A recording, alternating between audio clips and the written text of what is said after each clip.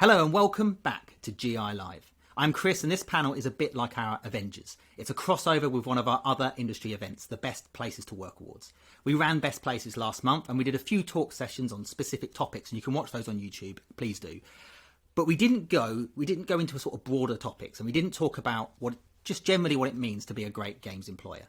So for GI Live, we thought we'd ask the Best Places winners themselves to give us some answers. And I am joined by Need for Speed developer Criterion, Total War Studio Creative Assembly, F1 Clash creators Hutch, and hypersocial game developer Mojiworks. All Best Places winners, and all with us today. Hello, everybody.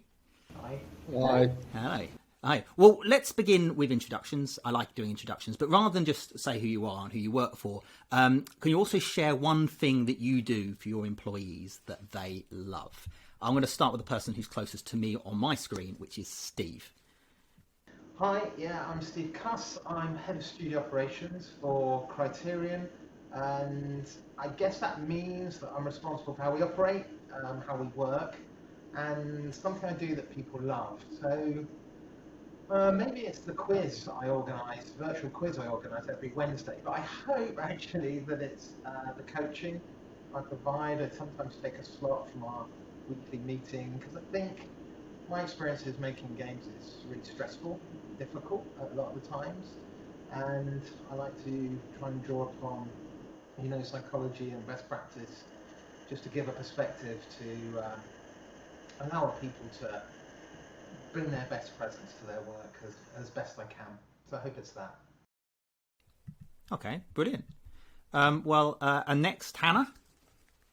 Hi, I'm Hannah. I'm head of people at Mojiworks. And I would say, something that we do that our employees love would be something we introduced since lockdown last year, which is we now do a sort of social call drop-in that's optional, sort of twice a day, where you can, connect with your other people that you work with, maybe people that are not on your team, and people have really enjoyed having that extra connection and sort of a human face where maybe you don't get to see that many other people. So that's been a really positive thing. It's kind of like a water cooler style, talk about whatever you want, and we do it first thing in the morning and sort of last thing in the evening UK time, so it works for people in different time zones too.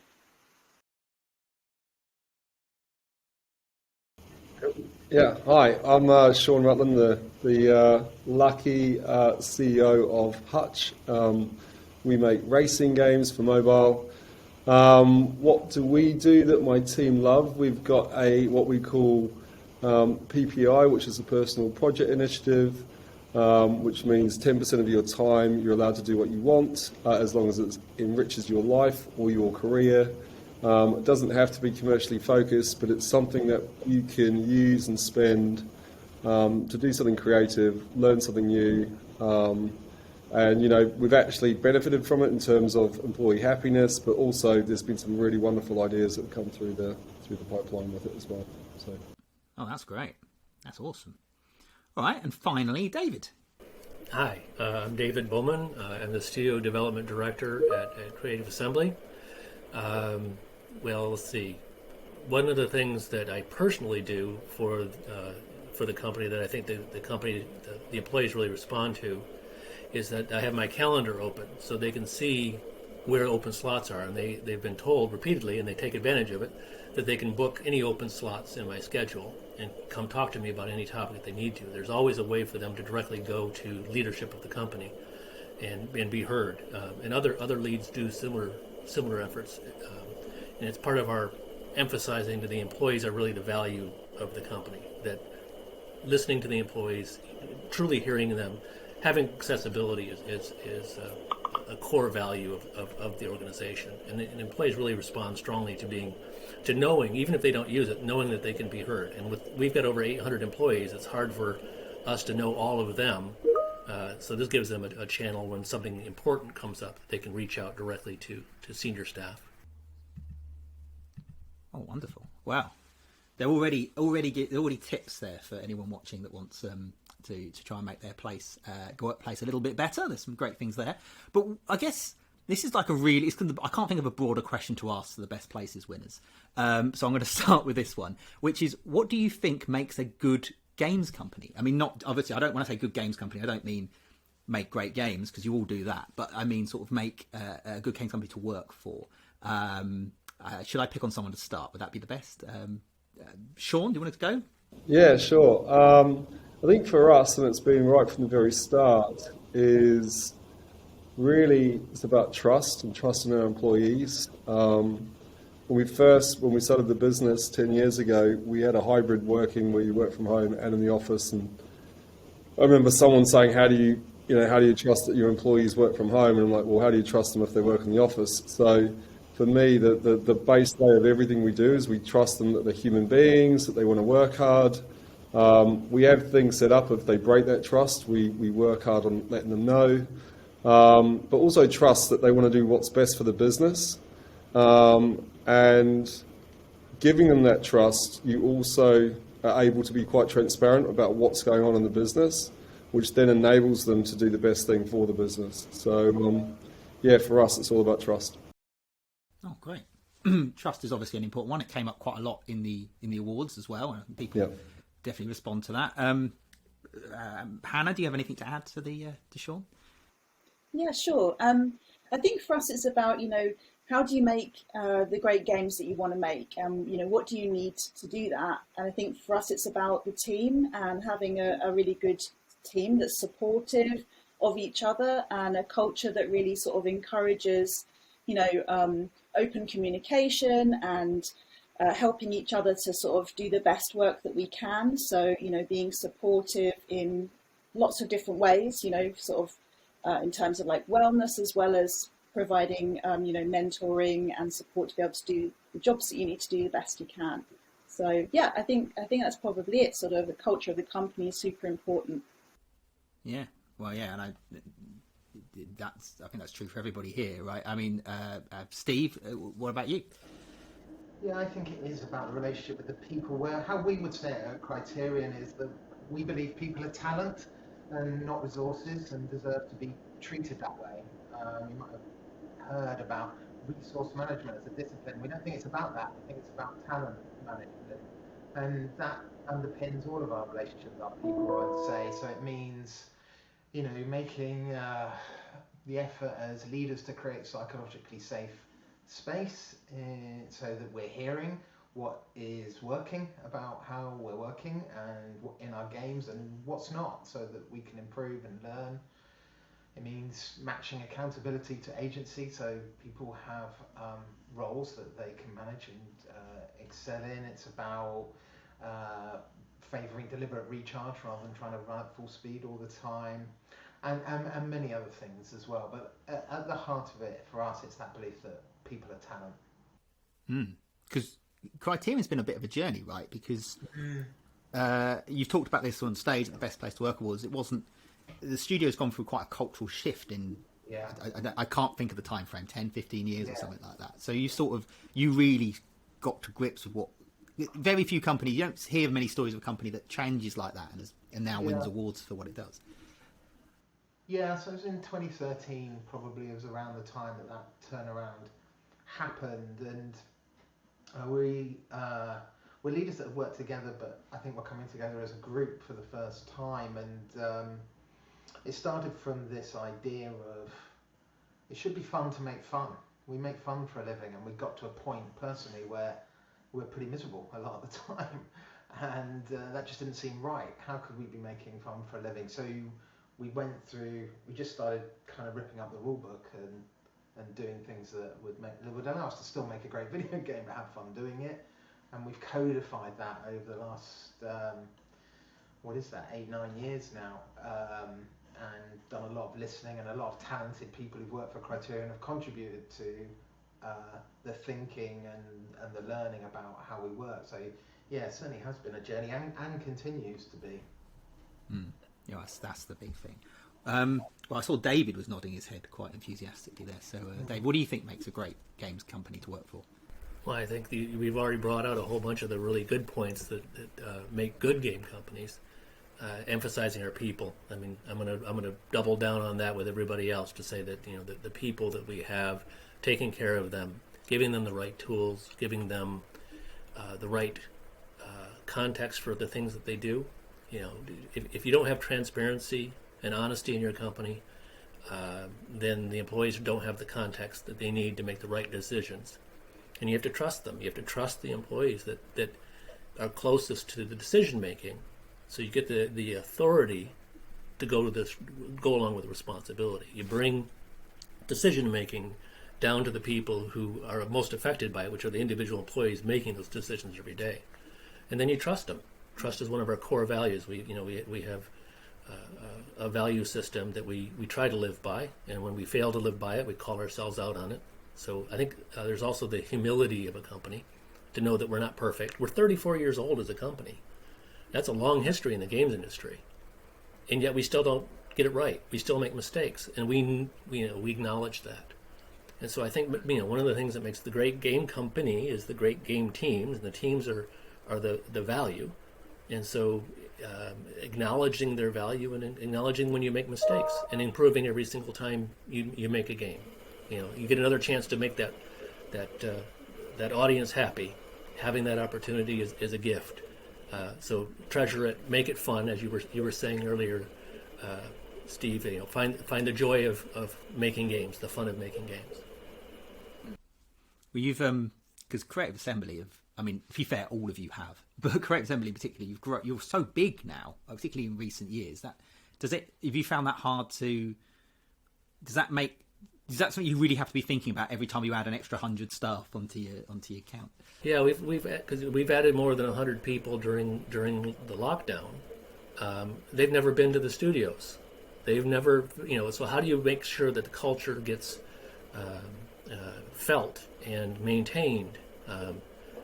You know, as you grow, and changing your culture, because what works with one team, where you're all in the same room and you can turn over your shoulder and shout at each other, it's very different when you have 800 people located on two different, in two different parts of the world, in 4 different buildings now. You know, how do you maintain that culture? And it really does come down to the focus of, you know, pay attention to the people, make sure that they're getting what they need, have a process that encourages communication and transparency, both in all directions. Like, let everybody know what's really going on and what you're trying to achieve. They'll help you get there. But it's hard to scale it. It's absolutely a challenge to scale. I think everybody who's going through growth knows that. Well, people seem to be the message, which is brilliant. So what's the biggest challenges that you're facing right now? And I suspect COVID might come highly in this, but it doesn't have to be that. What do you think is the biggest challenge for you, or just your games employers in general? Do I need to pick on someone? Who wants to go first? I'll go first because I went last. I'll do that. I'll spin it around. So yeah, COVID has an impact. We're not going to, you can't dismiss that impact over the last couple of years. But what it has done is shown even more starkly the value of people. So we're trying to recruit people, trying to bring them in. We have more opportunities than we can say yes to.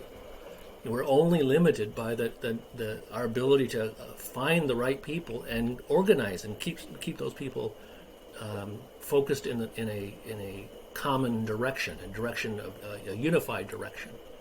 So the challenges are finding the right people, bringing them into our process, and doing that at a scale during an incredibly difficult time for everyone. That's a high stress, challenging situation. But we've been fortunate in the fact that we've been able to attract such great people during this difficult time. Is that similar for you, Steve? Yeah, I think it is. I think what COVID does is, we talk about COVID as an amplifier of lots of challenges we would have probably had anyway, and probably an accelerant on lots of those challenges.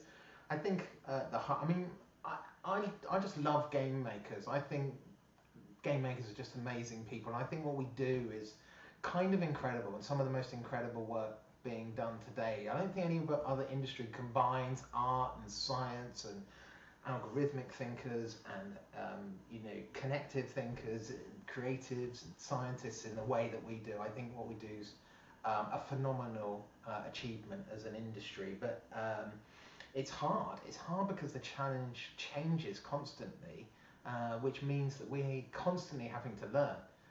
We have to unlearn things that got us to where we are so that we can learn the new things that are going to get us to the next place. So, new platforms, new business models, new player demands, it's always changing and it's always challenging. So, and COVID just put a massive accelerator and magnifier on that.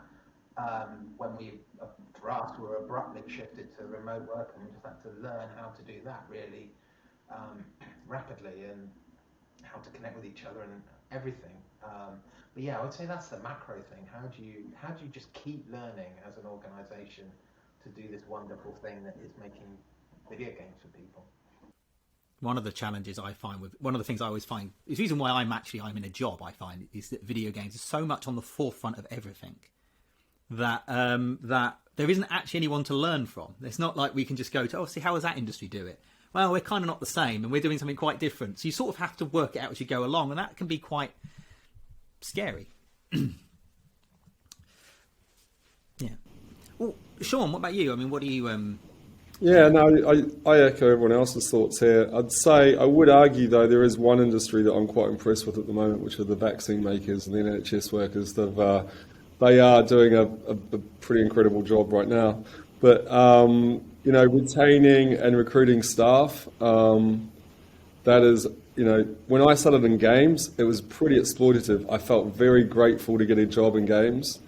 And sadly, my employers knew that. So they expected me to work 12 hours a day.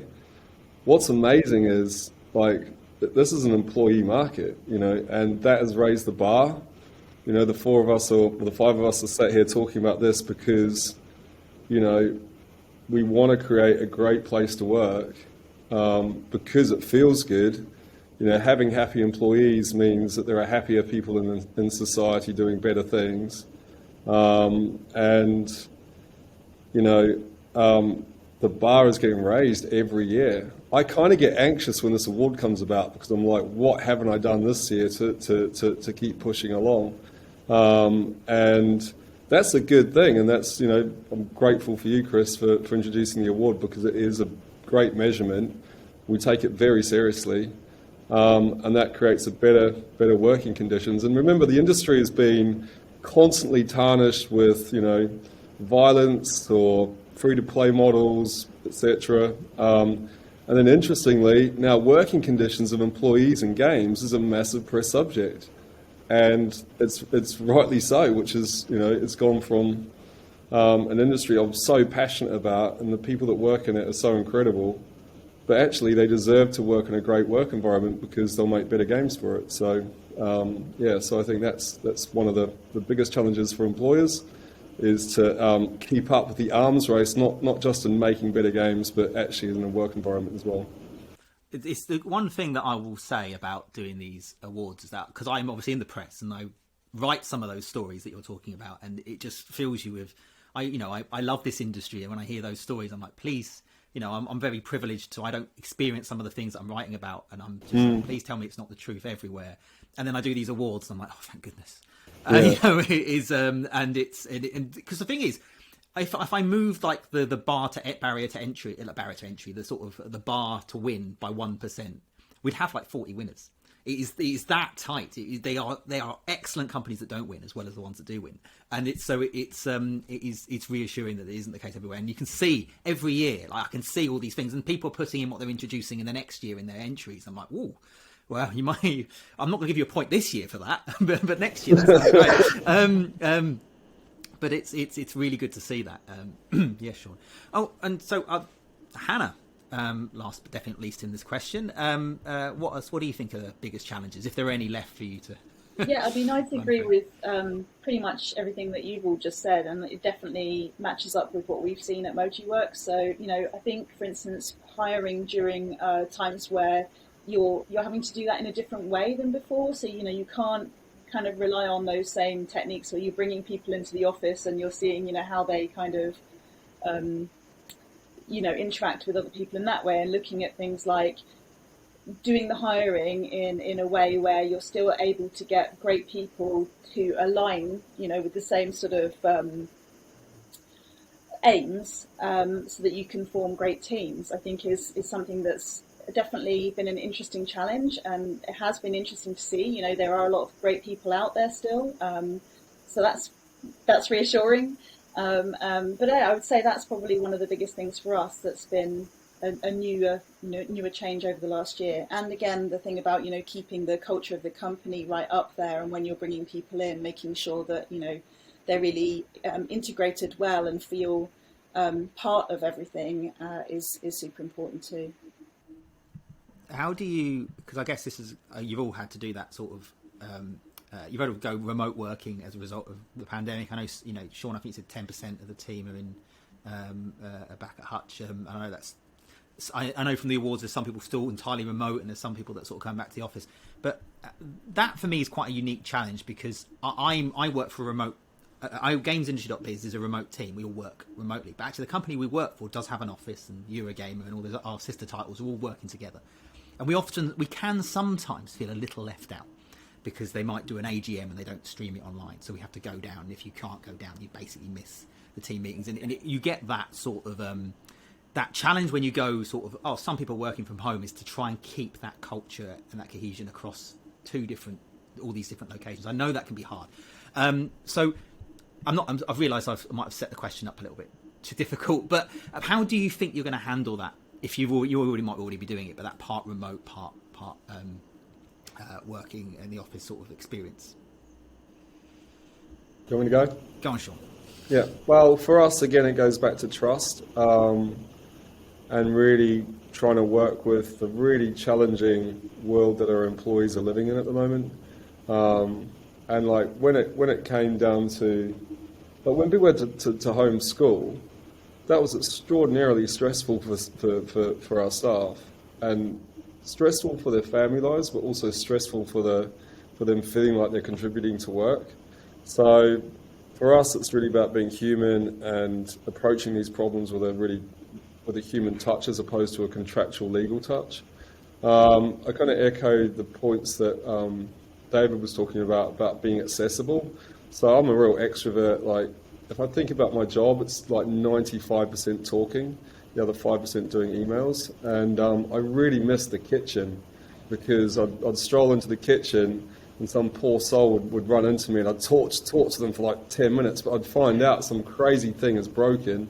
It might be the toilet seat, it might be, this tool that we're trying to use just doesn't work, and I can go off and fix those problems. So being accessible to the team is a lot harder. If I just rang up an employee randomly, they might get anxious and not wonder why the hell I'm calling them. So creating tools where the team can post anonymous questions, and some of the questions are really tough. And then just trying to blend that in-office, out-of-office experience so that it feels like it's equal. And whether you're in the office or you're not, if you're out of the office, you're not a second-class citizen. You're still the same level as everyone else. That we haven't fully solved yet, because I notice when we have in-office meetings, the people on the video screen do feel slightly left out, because there's ambient conversations that can happen left and right to you. So we're trying to figure that out. But yeah, trust. Also being consistent of when you're in the office, so people can plan ahead and make decisions about whether they come in or not. And at the moment, like, we do have 10% of the team in, but it's basically on a voluntary basis because some people still don't feel safe. Yeah, so that's sorry, I'm dominating the conversation. I'll hand it over to someone else. No, it's great answers. And I visited your studio only a couple of weeks ago, and it was it's lovely and empty, right? Yeah, well, yeah, but there was still some people in the background, so it wasn't entirely empty. But it was great. Anyone else want to chime in? David, Hannah, Steve. I'll jump in. Okay, Steve. Okay, yeah. So we're in a mixed work environment right now because we've let those people who are more comfortable working in the office than at home return to the office. It's still small numbers as a comparison to the complete staff, so you kind of echo around in that space. But what it lets us do right now is pre-test what it's going to be like when we have half the team in the office and half the team out of the building. And so if you've tried to run mixed meetings, it's difficult for the people who are remote to still feel present in the meeting, especially the body language kind of conversations that happen where you know when you can naturally interrupt someone because of the way they're leaning or the way they're looking, and a lot of the signals are gone for the remote employee. And so you find yourself being an observer as a remote employee, watching a conversation happen in the physical room. So one of the big challenges is finding better meeting protocols to get people trained into how do we make sure that we don't forget those people who aren't physically present.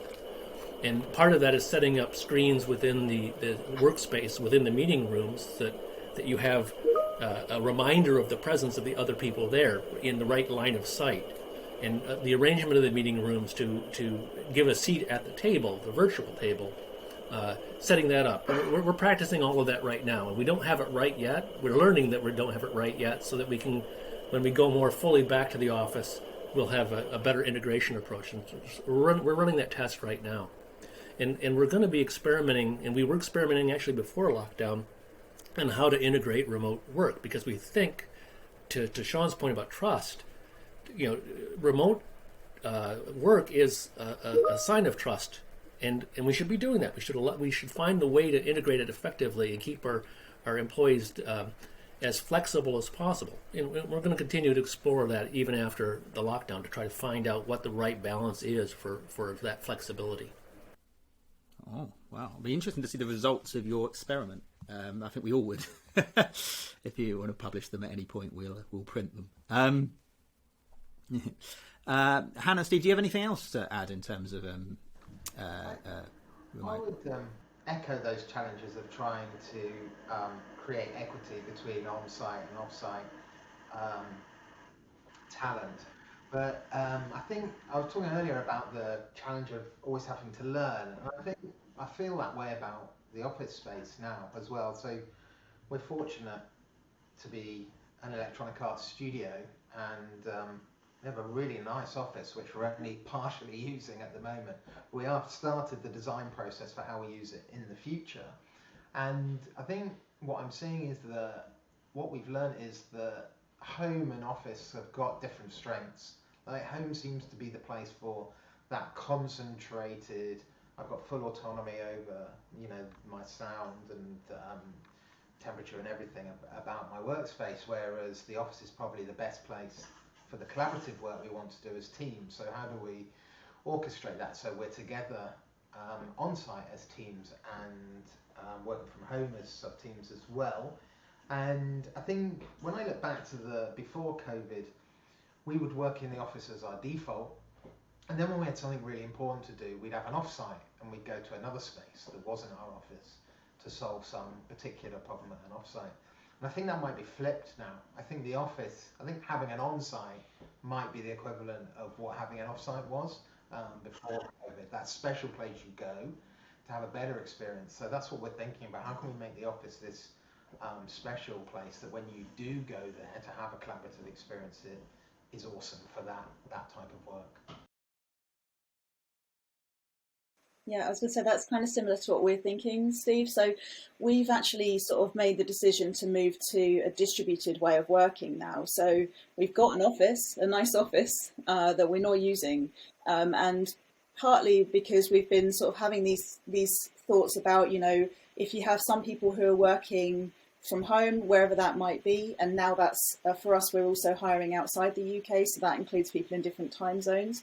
And then if you do open up the office and then some people are in the office having a meeting and other people are in another country, not necessarily having that meeting, it makes communication so much more difficult. And so for us, I think having continuing a sort of remote way of working and a distributed way of working really gives everyone that equal voice and sort of stops that feeling of a separation or, them and us kind of thing.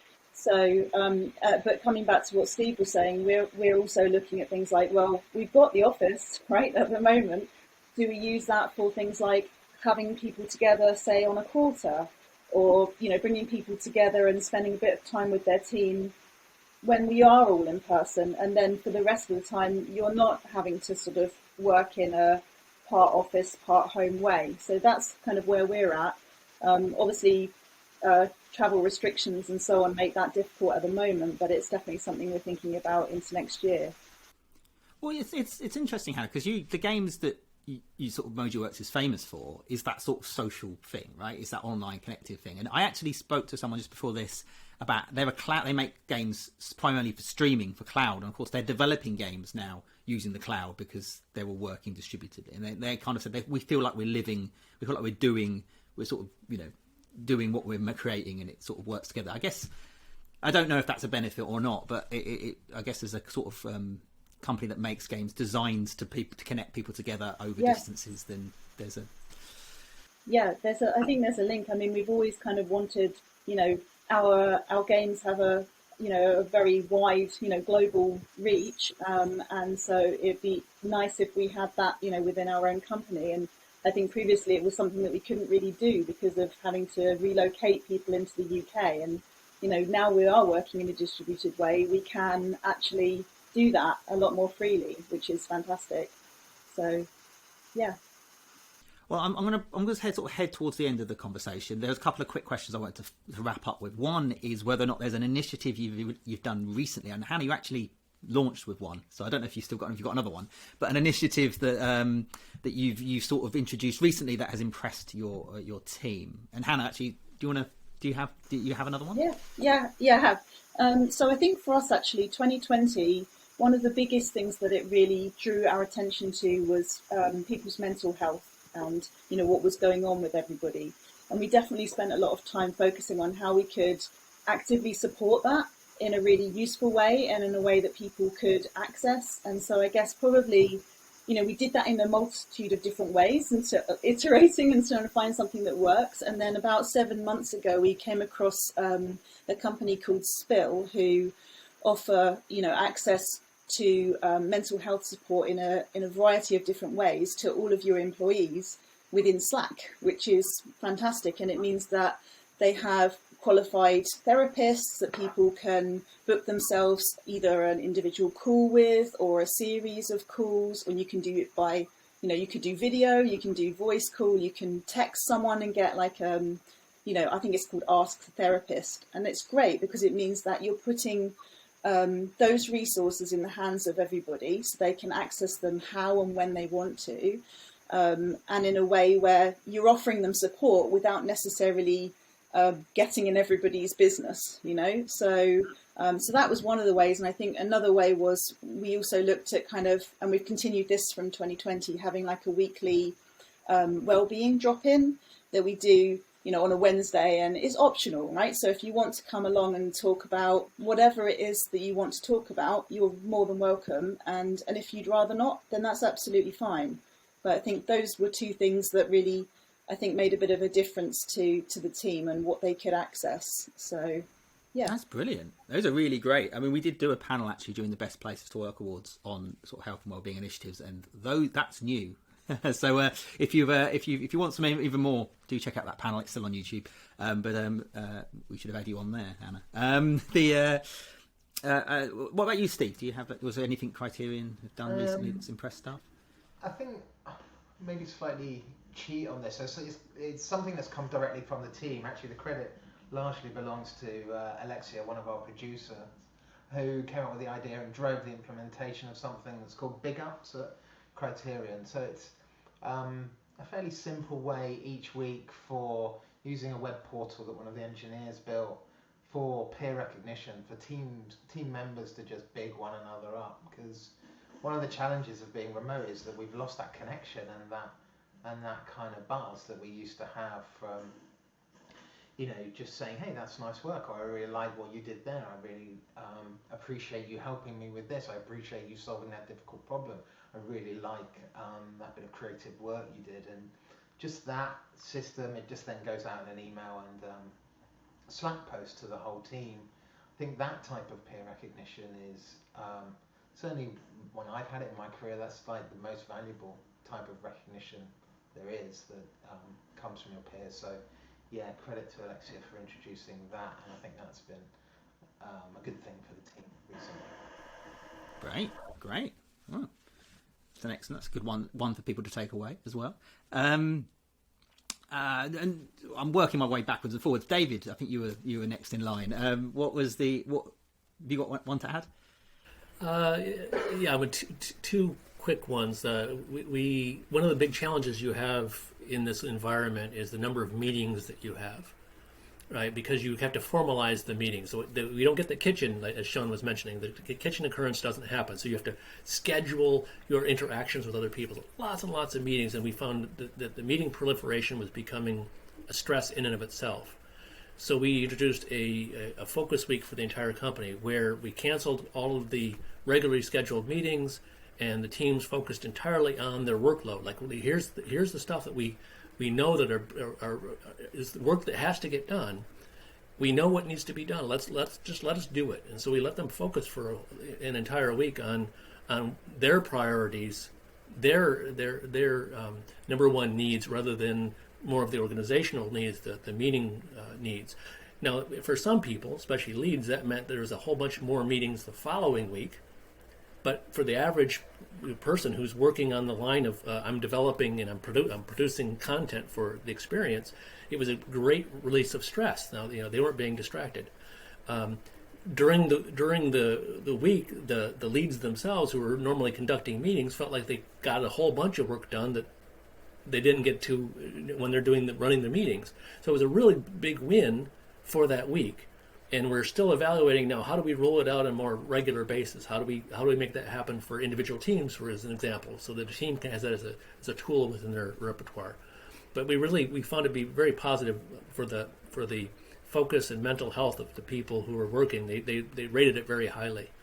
And then the other one we do is a little bit fun thing that we have. We do what we call CA Hot Ones.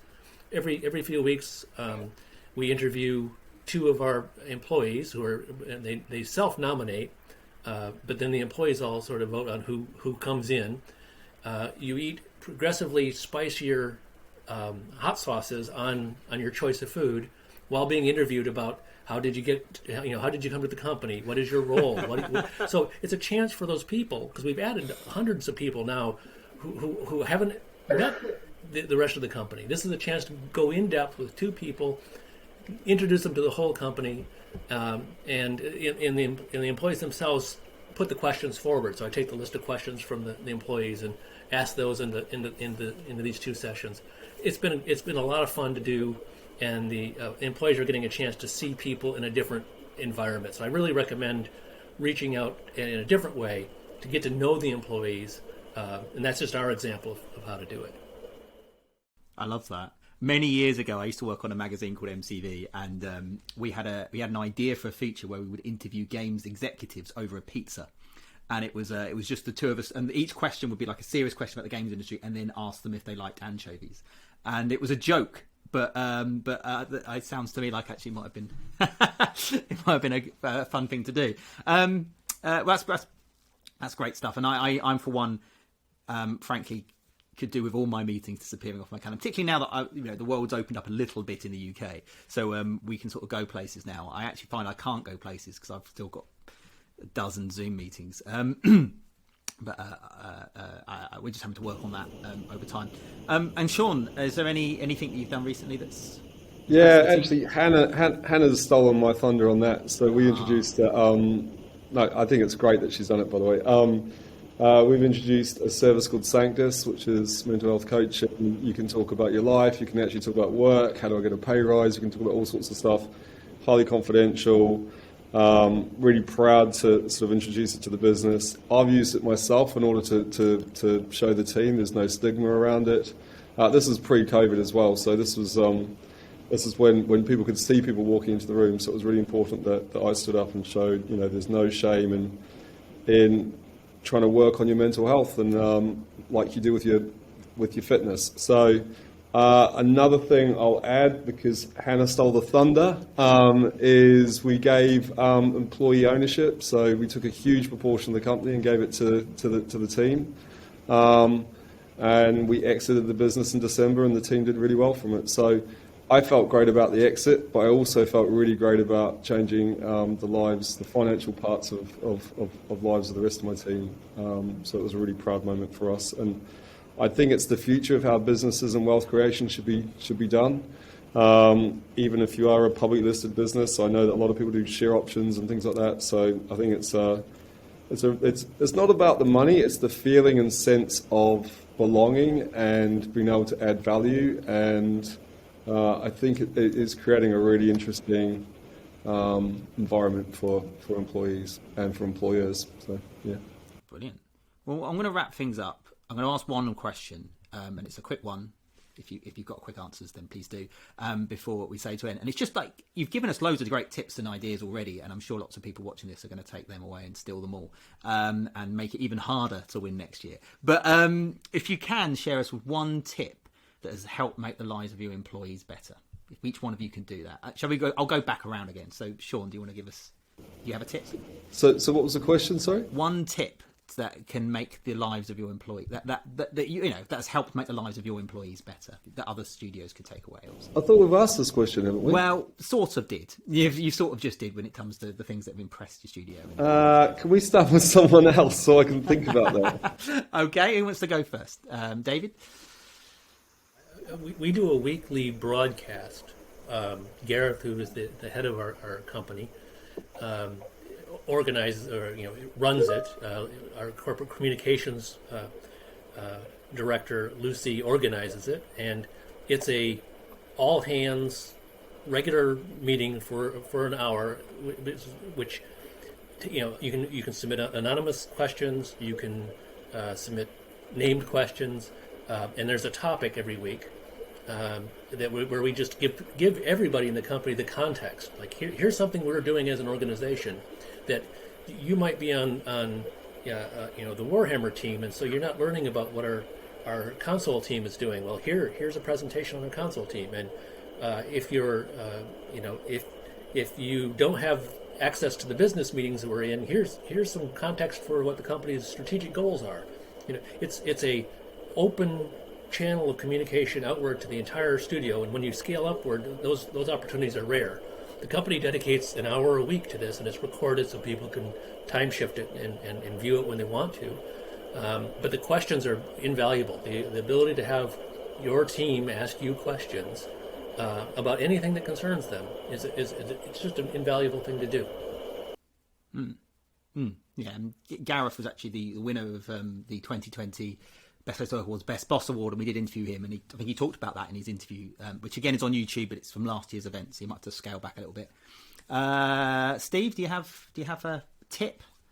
Yeah, I suppose it would be make your values real, make your values actually how your company is run. It's something that I talked about our turnaround earlier, and I think that has been something we've kept coming back to, refining and defining our values and holding ourselves accountable, and realizing that our culture really is the behavior of everyone in our studio. So talking about, we call them the Criterion Superpowers. What are the behaviors that are us on our best day? That when we're really showing up how we want to for each other, what are those behaviors that we exhibit? So during lockdown and remote, where we all missed our connection together, what we did for each of the superpowers was have people just say what it meant to them, that behavior, just into their smartphones or whatever, and just edited those together and played those back during a sequence of company meetings, and it made for just a different way for us to connect with who we are, how we want to behave, who we aspire to be as a group of people, and our combined purpose. I think that allowed us to just remind ourselves of our culture, really, and keep it alive and growing through the continued varied challenge that making amazing games that we're passionate about always brings. Oh, great, that's lovely. Shaun, have you got one yet? Yes, I've got one. So mine was to be a bit vulnerable in front of the team, actually own some of the mistakes that you make. It gives them a safe space to take risks, to try things out, and know that there's no shame in trying, giving it your best shot, and if it doesn't work out, then share your learnings from it. And the first time I did it was quite terrifying, but it actually felt hugely liberating for me, to be able to say, hey, I'm a human being as well. And actually that human touch has been sort of the centre of how we look at things. So if we have issues with challenges, we don't look at things contractually at first, we look at things on a human basis. So yeah, that's one tip. That's a great tip. I love that one. I make mistakes every minute. We all do. Yeah. So I don't. You want to make sure other people feel comfortable in doing the same thing. And Hannah, let's finish this off. Do you have a tip to share? Well, I think for us actually, the thing that's made quite a big difference to our employees is when we went remote and we decided to stay remote. That gave people the option to go and move where they wanted to live, or work from different places. And I think that made a big difference, like to certain people in the company who have been, kind of in a way pushed towards Guildford and the surrounding areas, having that flexibility to go, you know what, I'm going to go and live by the seaside, or I'm going to go and move near where my family live. That's made a really big difference in some cases. And I think knowing that you have that option is a really positive thing. So that would be my tip if you can. Okay, brilliant. Well, thank you everybody. Excellent. Thank you so much to all of you. I appreciate it's been you're very busy people. So thank you, Steve, Shaun, Hannah, and David. And if there was an audience, we'd all be clapping right now. You're all brilliant. Thank you very much.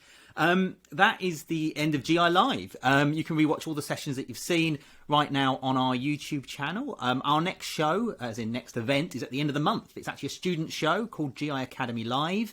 And if you're interested in working in the games industry, and you might be if you're watching this panel, then please do sign up for that event. We're announcing it on Monday. It's free to attend. We've got some big names coming along, including Co Assembly, to talk to you and sort of tell you about all the jobs and games. So do come along to that. But if you're not coming to that, until next time, we've got Best Place to Work Awards Canada in November as well. So we've got a couple of things for you still before the end of the year. But thank you again to all our panelists. Thank you for watching. And until next time, have a good one.